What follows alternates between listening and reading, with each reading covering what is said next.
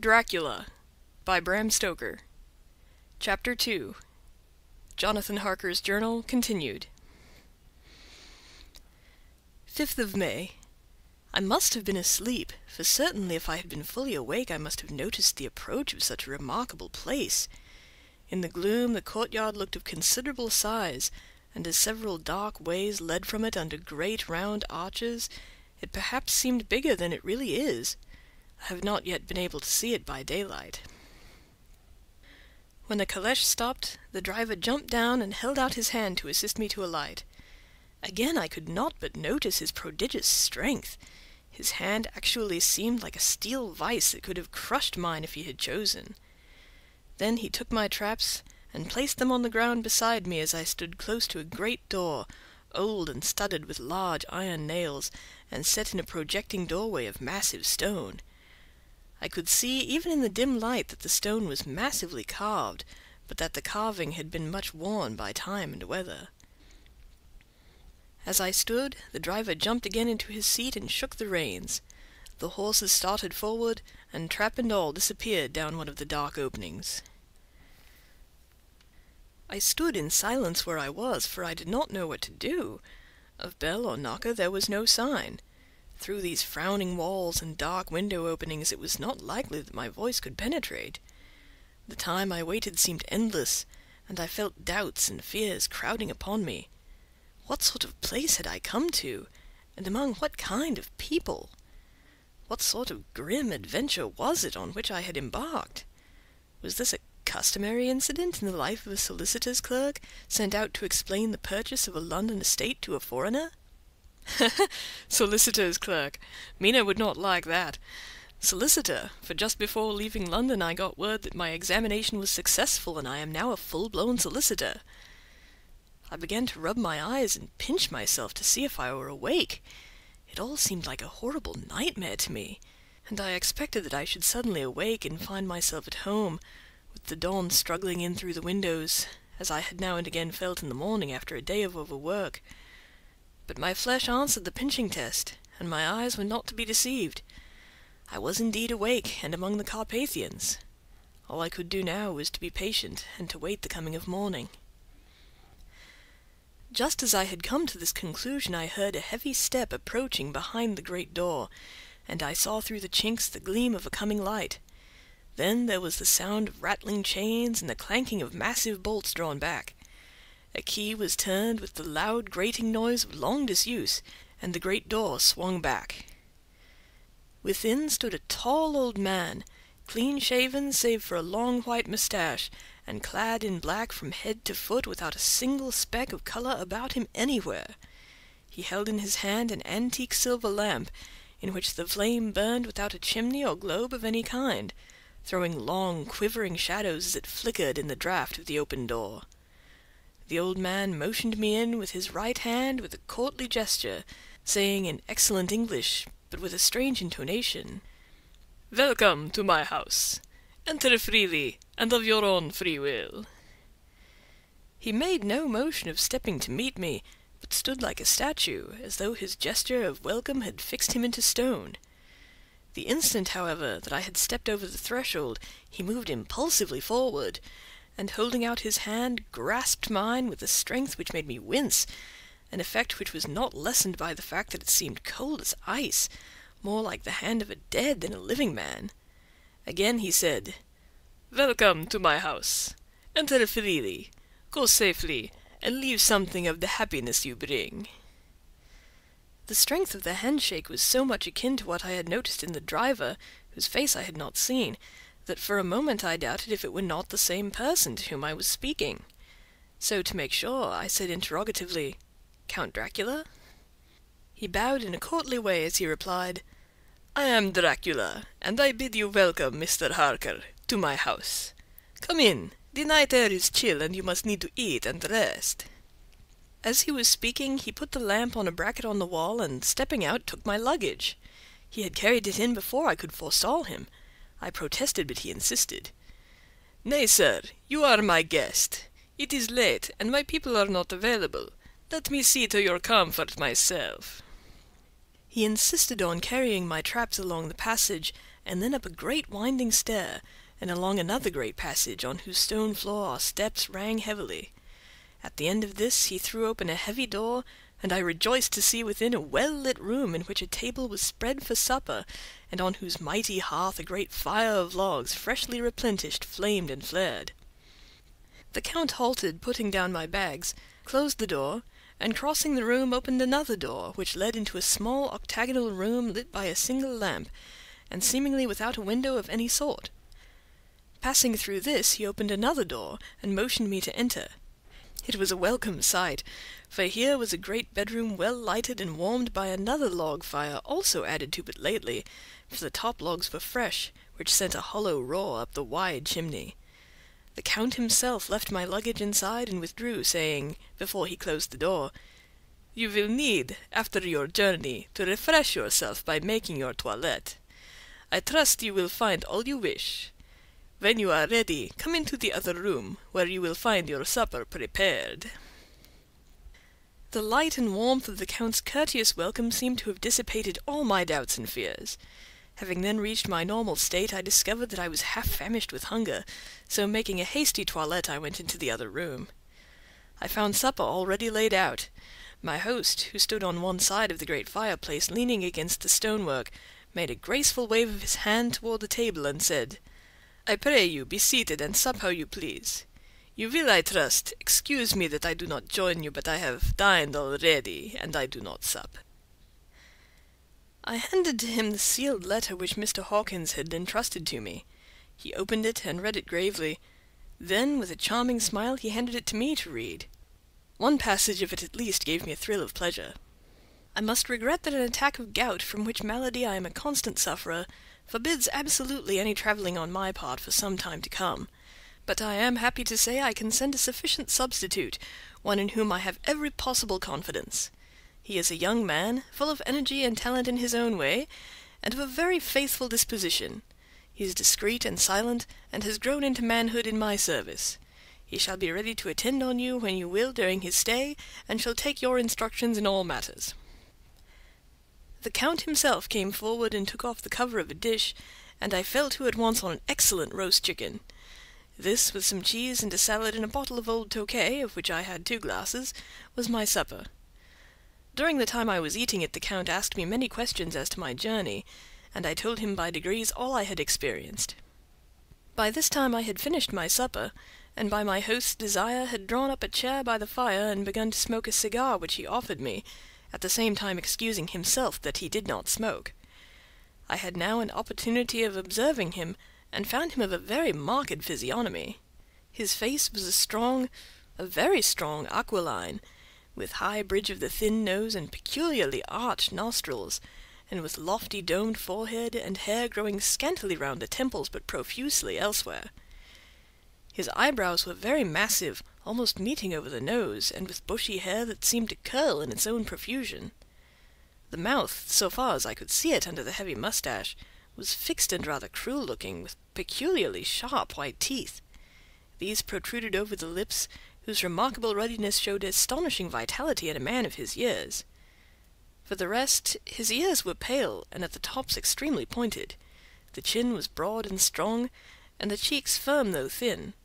The general effect was one of extraordinary pallor. Hitherto I had noticed the backs of his hands as they lay on his knees in the firelight, and they had seemed rather white and fine, but seeing them now close to me I could not but notice that they were rather coarse, broad, with squat fingers. Strange to say, there were hairs in the centre of the palm. The nails were long and fine, and cut to a sharp point. As the Count leaned over me, and his hands touched me, I could not repress a shudder. It may have been that his breath was rank, but a horrible feeling of nausea came over me, which, do what I would, I could not conceal. The Count, evidently noticing it, drew back, and with a grim sort of smile, which showed more than he had yet done of his protuberant teeth, sat himself down again on his own side of the fireplace. We were both silent for a while, and as I looked towards the window I saw the first dim streak of the coming dawn. There seemed a strange stillness over everything, but as I listened, I heard as if from down below in the valley the howling of many wolves. The Count's eyes gleamed, and he said, "Listen to them. The children of the night! What music they make!" Seeing, I suppose, some expression in my face strange to him, he added, "Ah, sir, you dwellers in the city cannot enter into the feelings of the hunter." Then he rose and said, "But you must be tired. Your bedroom is all ready, and tomorrow you shall sleep as late as you will. I have to be away till the afternoon, so sleep well and dream well." With a courteous bow, he opened for me himself the door of the octagonal room, and I entered my bedroom. I am all in a sea of wonders. I doubt. I fear. I think strange things which I dare not confess to my own soul. God keep me, if only for the sake of those dear to me. 7th of May. It is again early morning, but I have rested and enjoyed the last 24 hours. I slept till late in the day and awoke of my own accord. When I had dressed myself, I went into the room where we had supped, and found a cold breakfast laid out, with coffee kept hot by the pot being placed on the hearth. There was a card on the table, on which was written, "I have to be absent for a while. Do not wait for me. D." I set to and enjoyed a hearty meal. When I had done, I looked for a bell, so that I might let the servants know I had finished, but I could not find one. There are certainly odd deficiencies in the house, considering the extraordinary evidences of wealth which are round me. The table service is of gold, and so beautifully wrought that it must be of immense value. The curtains and upholstery of the chairs and sofas, and the hangings of my bed are of the costliest and most beautiful fabrics, and must have been of fabulous value when they were made, for they are centuries old, though in excellent order.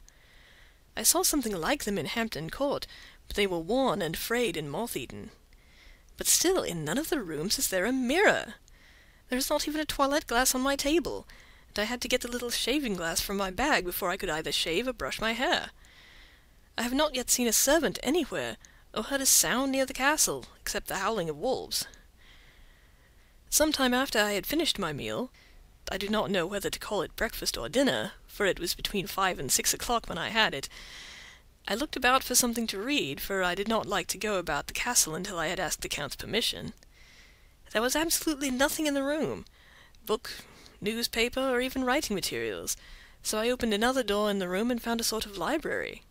The door opposite mine I tried, but found locked. In the library I found to my great delight a vast number of English books, whole shelves full of them, and bound volumes of magazines and newspapers. A table in the centre was littered with the English magazines and newspapers, though none of them were of very recent date. The books were of the most varied kind: history, geography, politics, political economy, botany, geology, law, all relating to England and the English life and customs and manners. There were even books of reference, such as the London Directory, the Red and Blue Books, Whitaker's Almanac, the Army and Navy Lists, and it somehow gladdened my heart to see it, the Law List. Whilst I was looking at the books, the door opened and the Count entered. He saluted me in a hearty way, and hoped that I had had a good night's rest. Then he went on. "I am glad you found your way in here, for I am sure there is much that will interest you. These companions," and he laid his hand on some of the books, "have been good friends to me, and for some years past, ever since I had the idea of going to London, have given me many, many hours of pleasure. Through them I have come to know your great England, and to know her is to love her. I long to go through the crowded streets of your mighty London, to be in the midst of the whirl and rush of humanity, to share its life, its change, its death, and all that makes it what it is. But alas, as yet I only know your tongue through books. To you, my friend, I look that I know it to speak." "But, Count," I said, "you know and speak English thoroughly." He bowed gravely. "I thank you, my friend, for your all too flattering estimate, but yet I fear I am but a little way on the road I would travel. True, I know the grammar and the words, but yet I know not how to speak them." "Indeed," I said, "you speak excellently." "Not so," he answered. "Well, I know that, did I move and speak in your London, none there are who would not know me for a stranger. That is not enough for me. Here I am noble, I am a boyar. The common people know me, and I am master. But a stranger in a strange land, he is no one. Men know him not, and to know not is to care not for.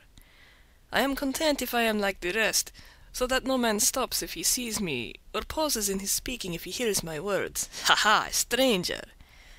I have been so long master that I would be master still, or at least that none other should be master of me. You come to me not alone as agent of my friend Peter Hawkins of Exeter to tell me all about my new estate in London.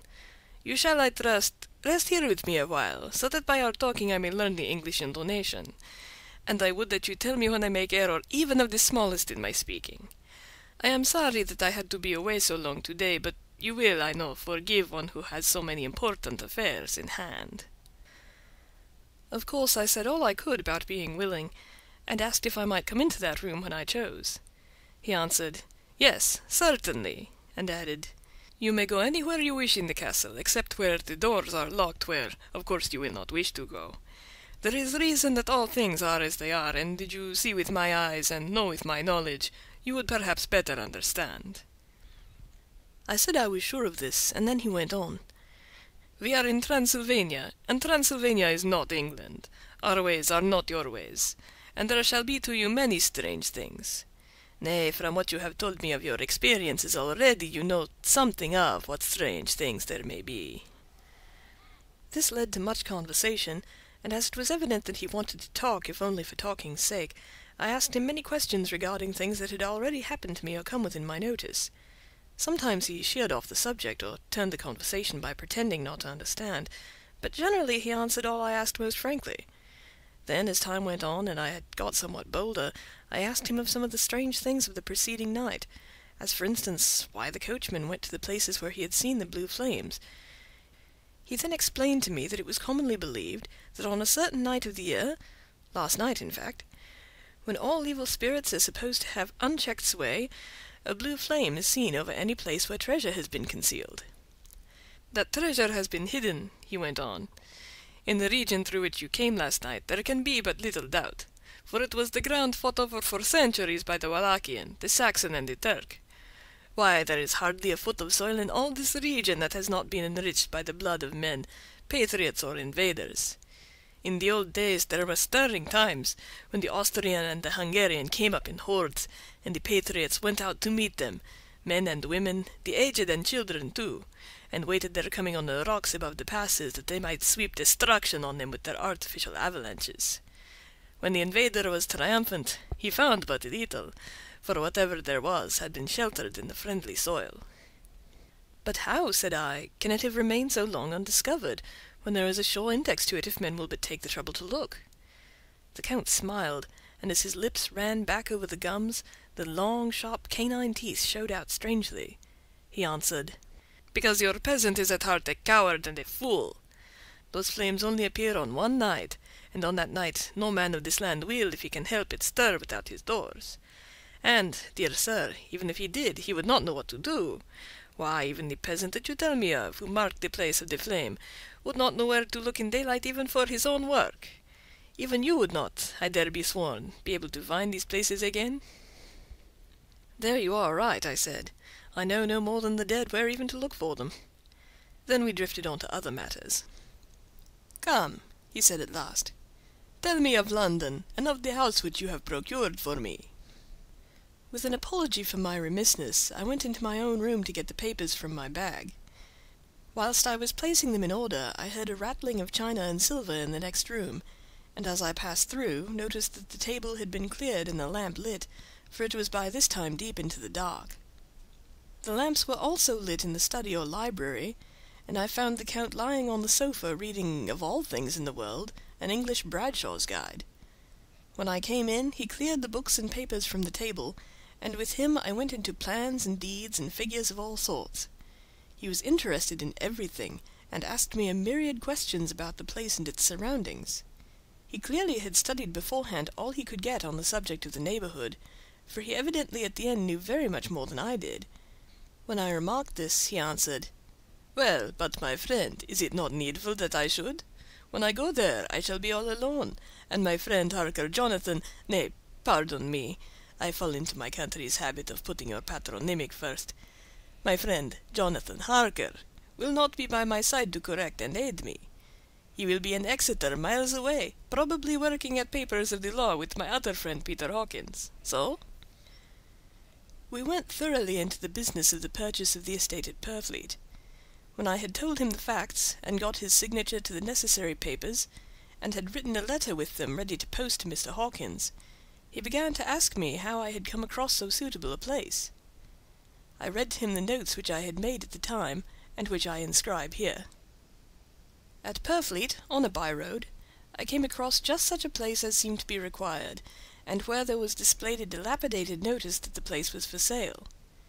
It was surrounded by a high wall of ancient structure, built of heavy stones, and has not been repaired for a large number of years. The closed gates are of heavy old oak and iron, all eaten with rust. The estate is called Carfax, no doubt a corruption of the old Quatre Face, as the house is four-sided, agreeing with the cardinal points of the compass.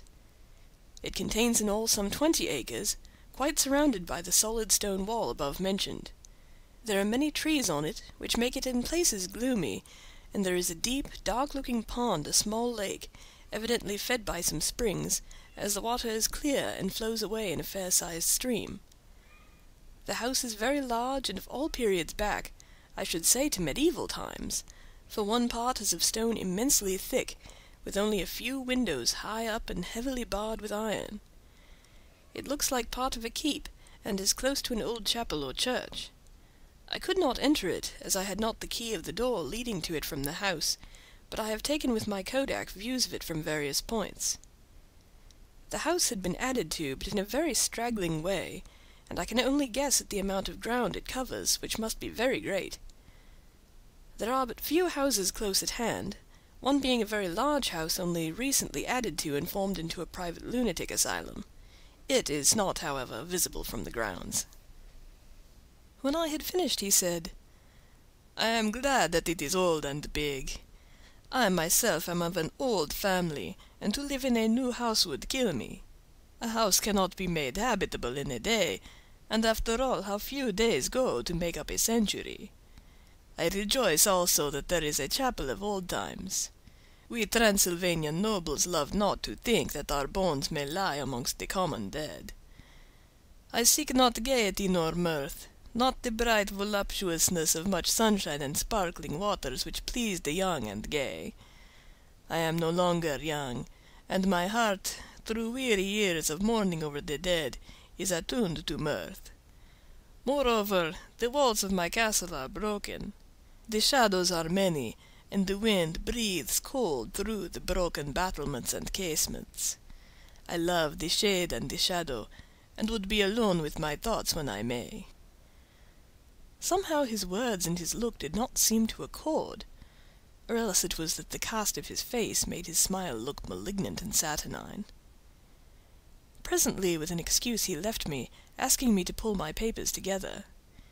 He was some little time away, and I began to look at some of the books around me.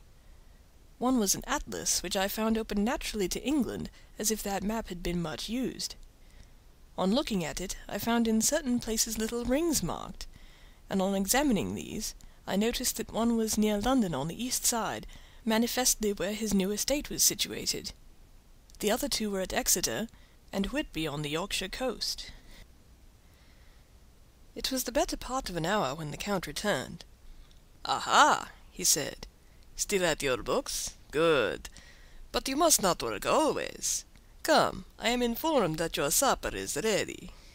He took my arm, and we went into the next room, where I found an excellent supper ready on the table. The Count again excused himself, as he had dined out on his being away from home. But he sat as on the previous night, and chatted whilst I ate. After supper I smoked as on the last evening, and the Count stayed with me, chatting and asking questions on every conceivable subject, hour after hour.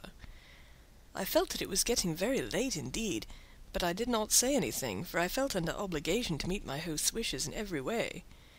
I was not sleepy, as the long sleep yesterday had fortified me, but I could not help experiencing that chill which comes over one at the coming of the dawn, which is like, in its way, the turn of the tide. They say that people who are near death die generally at the change to dawn or at the turn of the tide. Anyone who has, when tired, and tied as it were to his post, experienced this change in the atmosphere can well believe it. All at once we heard the crow of the cock coming up with preternatural shrillness through the clear morning air. Count Dracula, jumping to his feet, said, "Why, there is the morning again! How remiss I am to let you stay up so long! You must make your conversation regarding my dear new country of England less interesting, so that I may not forget how time flies by us." And with a courtly bow he quickly left me. I went into my room and drew the curtains, but there was little to notice. My window opened into the courtyard. All I could see was the warm grey of the quickening sky. So I pulled the curtains again, and have written of this day. 8th of May. I began to fear as I wrote in this book that I was getting too diffuse, but now I am glad that I went into detail from the first, for there is something so strange about this place and all in it that I cannot but feel uneasy. I wish I was safe out of it, or that I had never come. It may be that this strange night existence is telling on me, but would that that were all! If there were anyone to talk to I could bear it, but there is no one. I have only the Count to speak with, and he... I fear I am myself the only living soul within the place. Let me be prosaic so far as facts can be. It will help me to bear up, and imagination must not run riot with me. If it does, I am lost. Let me say at once how I stand, or seem to. I only slept a few hours when I went to bed, and feeling that I could not sleep any more, got up. I had hung my shaving-glass by the window, and was just beginning to shave. Suddenly I felt a hand on my shoulder, and heard the Count's voice saying to me, "Good morning." I started, for it amazed me that I had not seen him, since the reflection of the glass covered the whole room behind me. In starting I had cut myself slightly, but did not notice it at the moment. Having answered the Count's salutation, I turned to the glass again to see how I had been mistaken. This time there could be no error, for the man was close to me, and I could see him over my shoulder, but there was no reflection of him in the mirror. The whole room behind me was displayed, but there was no sign of a man in it, except myself. This was startling, and coming on top of so many strange things, was beginning to increase that vague feeling of uneasiness which I always have when the Count is near. But at the instant I saw that the cut had bled a little, and the blood was trickling over my chin. I laid down the razor, turning as I did so half round to look for some sticking plaster. When the Count saw my face, his eyes blazed with a sort of demoniac fury, and he suddenly made a grab at my throat. I drew away, and his hand touched the string of beads which held the crucifix. It made an instant change in him, for the fury passed so quickly that I could hardly believe that it was ever there. "Take care," he said. "Take care how you cut yourself. It is more dangerous than you think in this country." Then, seizing the shaving-glass, he went on, "And this is the wretched thing that has done the mischief. It is a foul bauble of man's vanity. Away with it!" And opening the window with one wrench of his terrible hand, he flung out the glass, which was shattered into 1,000 pieces on the stones of the courtyard far below. Then he withdrew without a word. It is very annoying, for I do not see how I am to shave, unless in my watch-case or the bottom of the shaving-pot, which is fortunately of metal. When I went into the dining-room, breakfast was prepared, but I could not find the Count anywhere, so I breakfasted alone. It is strange that as yet I have not seen the Count eat or drink. He must be a very peculiar man. After breakfast I did a little exploring in the castle. I went out on the stairs and found a room looking towards the south. The view was magnificent, and from where I stood there was every opportunity of seeing it. The castle is on the very edge of a terrific precipice. A stone falling from the window would fall 1,000 feet without touching anything. As far as the eye can reach is a sea of green treetops, with occasionally a deep rift where there is a chasm. Here and there are silver threads where the rivers wind in deep gorges through the forests. But I am not in heart to describe beauty, for when I had seen the view I explored further. Doors, doors, doors everywhere, and all locked and bolted. In no place save from the windows in the castle walls is there an available exit. The castle is a veritable prison, and I am a prisoner.